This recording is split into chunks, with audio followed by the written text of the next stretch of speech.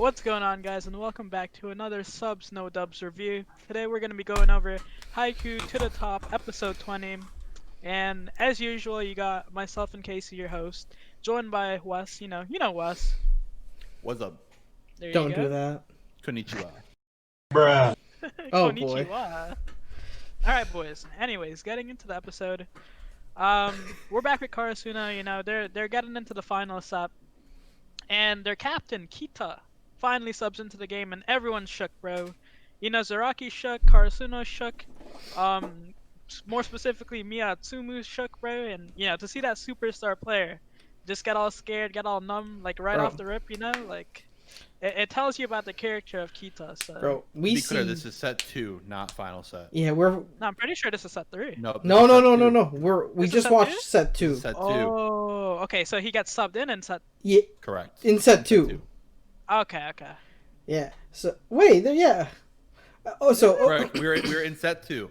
Okay. And they just Set 2 ends at the end of the episode. yeah. Oh, okay.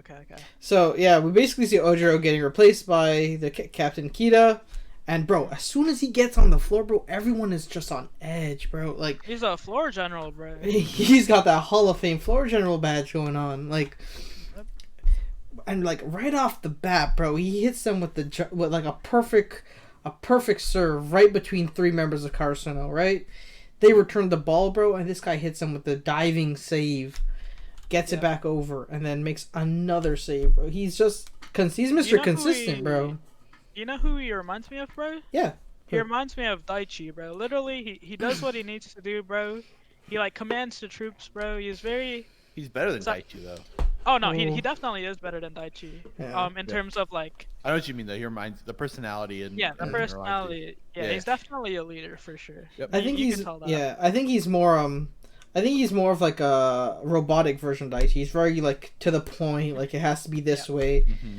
I think like right away, like we see a flashback, and he's like, we go to his backstory. Yeah, we go right into his backstory. But like before that, bro, I had like a little thing that I wanted to pick out, bro. I realized that like Kyoko was like narrating a little bit right before at the beginning of the episode. We see that she's like the plays that the boys could have made earlier in the game just aren't possible anymore, right? So they're struggling right now. They're going through it, and they're not finding it. Yeah.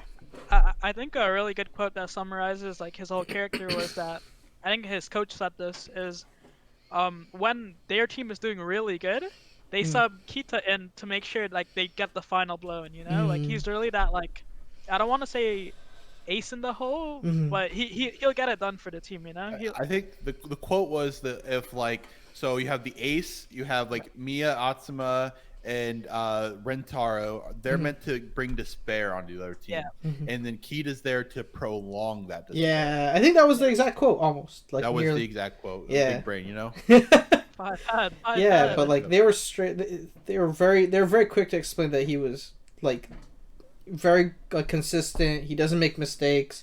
I think like throughout the episode, we always hear him say that like if you can do it in practice, you should be able to do it in a game. Like that was like the main like pushing point that they had.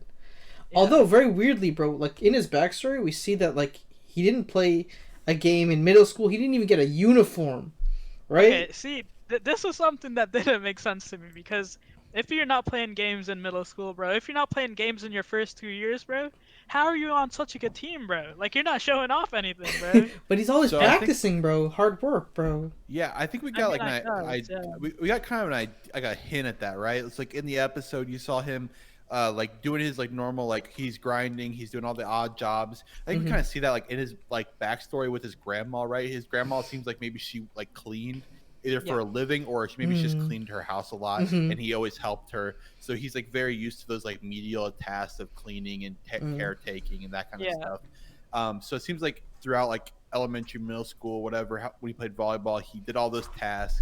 He probably practiced a ton, but never was like the standout player we obviously saw. But you kind of saw like in one of the flashbacks, you saw the Inarizaki coach kind of go to like the middle school practice and he sees Kita like coaching kind of, you could say, with the other players.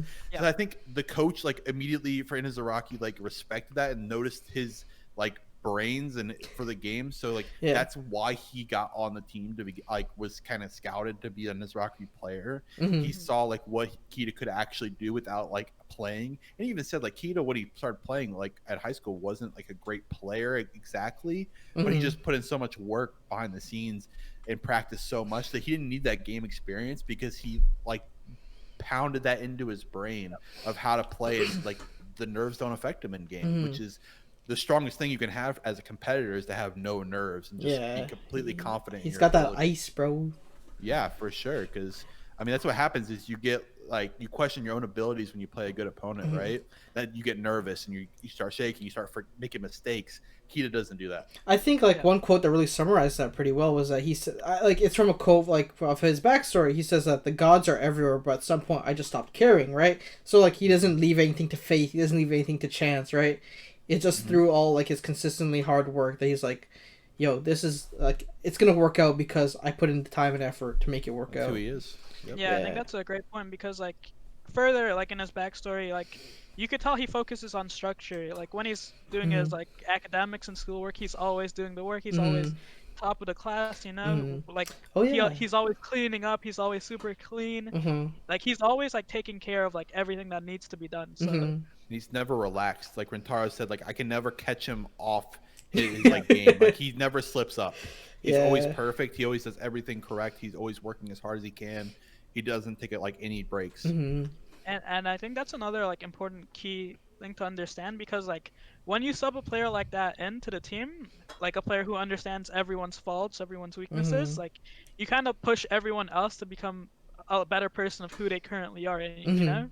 And you kind of see that with Rintaro because he says when you got the super big lead, you know, you kind of don't try as much, but you could see for the very last point, I think it was, like he actually goes up there and he goes for that spike, you know, and he probably wouldn't have if Kita wasn't in. If Kita wasn't there. Rintaro said like he's like, yeah, you can't stop me, right? As he smashed it in right past all their blockers. That was crazy. But yeah, we also saw Kita like as soon as he stepped on the court, he went right up to the gray-haired kid. He's like, why did you block that into like the blocks? Like you messed that up. He's like, well, I just really thought like we needed that point to like break the momentum and stuff. And he's like, well, you didn't think correctly or whatever. Like, you thought wrong. And he like straightened him up immediately. He like tells Atsuma immediately like you don't go for the home run spike serve. I know you just saw Kageyama do it, but your like float serve is working perfectly. Like see through it to destroy their libero. Like he's so smart, dude. Yeah, so like continuing on from there, like we see like that's all we got all that from like his backstory, and then like we come back to like real present,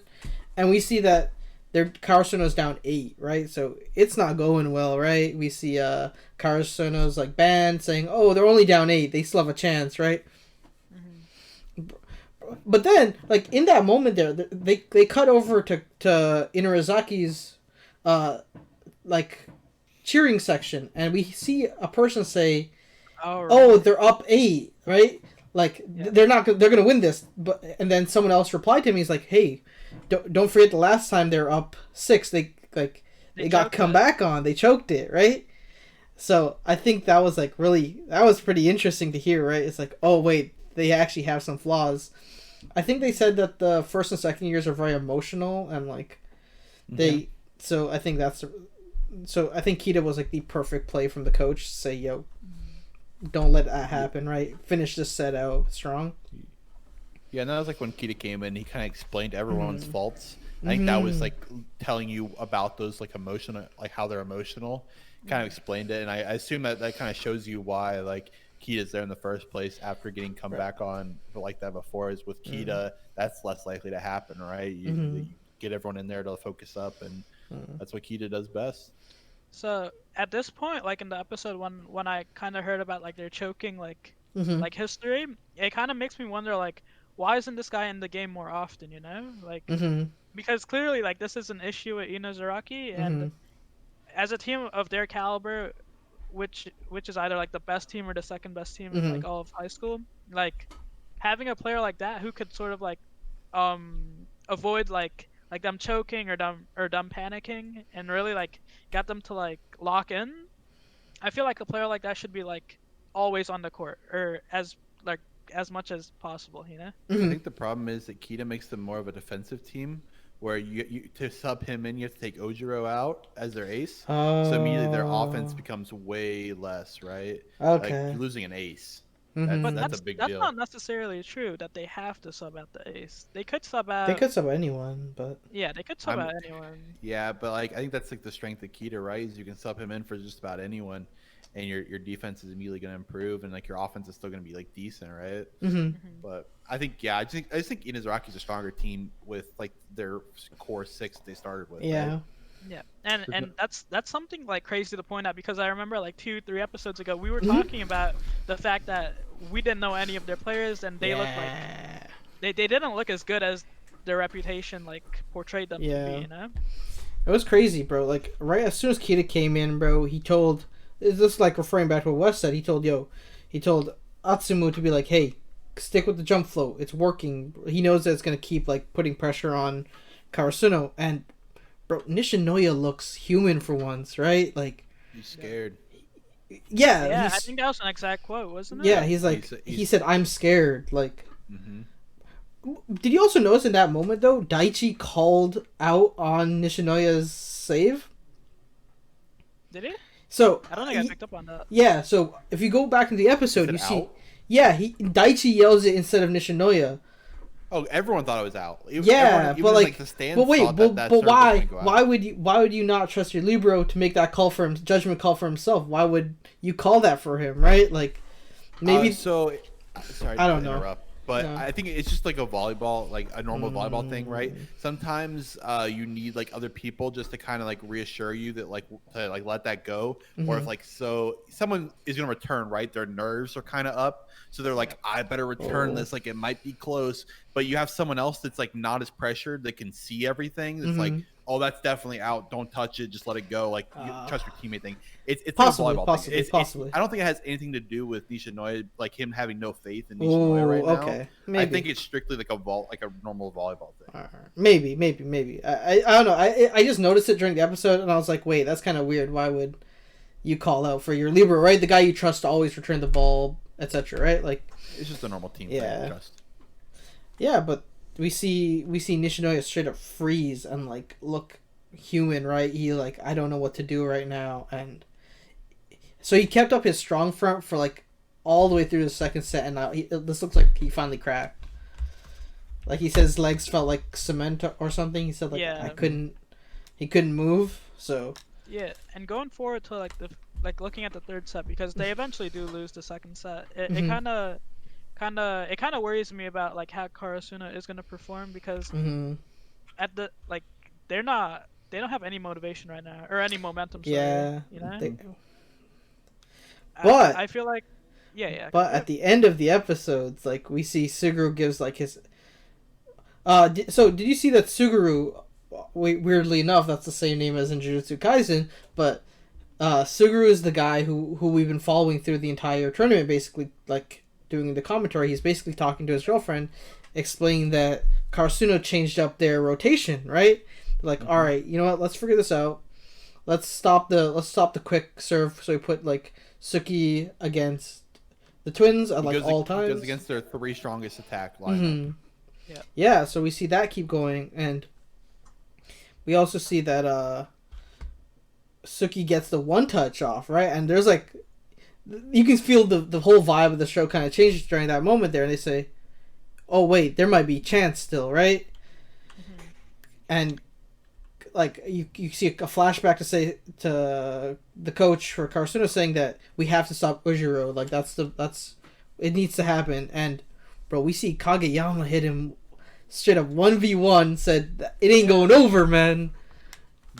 And we see Suki jealous. We see Rintaro at the end explaining that Kageyama might be the scariest blocker on Karasuno. Like, yeah, I don't know, man. That got me kind of excited. Like, there might be some hope.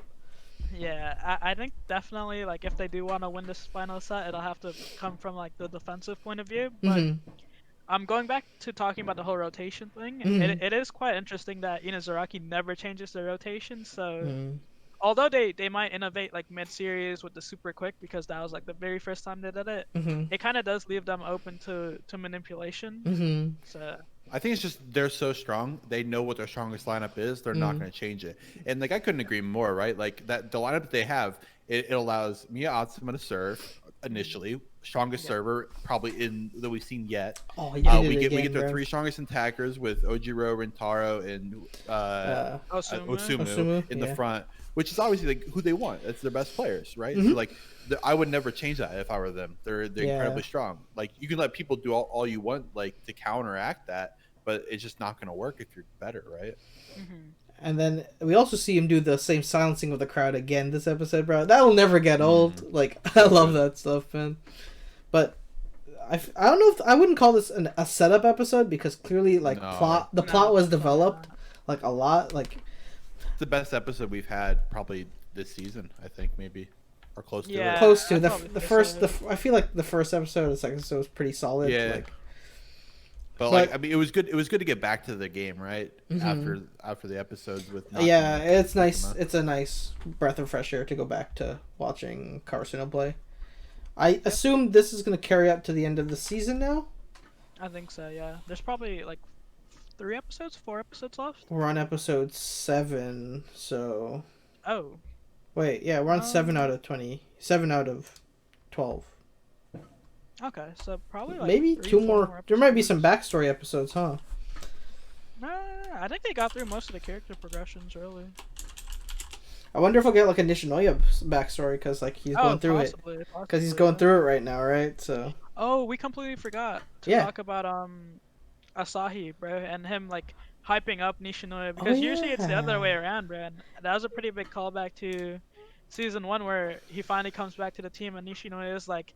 No matter if you miss the spike or if I'll always be there for you. You get a rebound. Yeah, he'll always be standing behind him, ready to pick him back up. So that was good, bro. I forgot about that. Damn. Yeah, we're on 7 out of 12. So yeah, it was good, but also he's so bad at doing. He's like, I'm so bad at this. Yeah, but I think like I feel like that was so good though. I feel like Nishinoya needed that. Like he knows that Asahi is like trying, and it's like. I feel like as a libero, you always feel like it's like the entire other team against you alone, you know? Because like if they shut you down, bro, like the whole your team's kind of screwed. Yeah. Bro. Your one job is to be a backward defensive player the whole game. Yeah. You have to return. It's like if you can't do that, like what are you doing to the team? You're not helping the team. So I think that's why Nishinoya is struggling so much. Is he feels so bad? He's like late on reactions. You see him falling down a lot. Get returns, which I think they were. Walk up and they're very quick to say that Nishinoya is not used to being bullied, right? Like, he's not usually the one being like picked on. He's targeted. Yeah. Thank you. He's gonna bounce back, I believe. I hope so too. I hope that they don't end the season losing. That would ruin me at least for like a couple weeks. I don't know if I'd be able to film subs no dubs. It would be a whole fiasco if that happened. Yeah. All right. What do you guys give the episode? I guess. I'd give it a solid 8 out of 10 for sure. 8 out of 10, Wes? I'm gonna go. If I'm ranking it in this season, I'd say like a 9. Maybe like overall for the series, it was like an 8. Yeah, 8. It's an 8. 9's like okay. Yeah. Yeah, I'm pretty on board. I think that's an 8. Like it's a really strong episode that's gonna lead to a really cool, like progression of the show. Yeah, but. This show, Haikyu is pretty good about not doing post-credit scenes. So, yeah, that's pretty much it. If you guys made it through this long, make sure you hit the subscribe button. Make sure you hit the like button or the dislike button. Honestly, like, if you stayed this long and disliked it, man, hats off to you, man. Hats off. Yeah. also, make sure to go follow us on Twitter at subsnodubs and at the core content. You know. Gotta remember that. Kid tweets some sus stuff. On that he really does. Dude, feel free to roast him. Yeah, please roast me. I dare you. Toonie's tweets are good though. No. I don't miss. Wait, Fire Force was fire. Don't even start me and Serge at 5 a.m. By the way, that was at 5 a.m. Me and Serge had that conversation. There was some sauce stuff. All right, guys. Anyways, subs no dubs. Haikyu. Thanks for watching. Haikyu episode 20 / to the top part 2, episode 7. Arigato. Bye.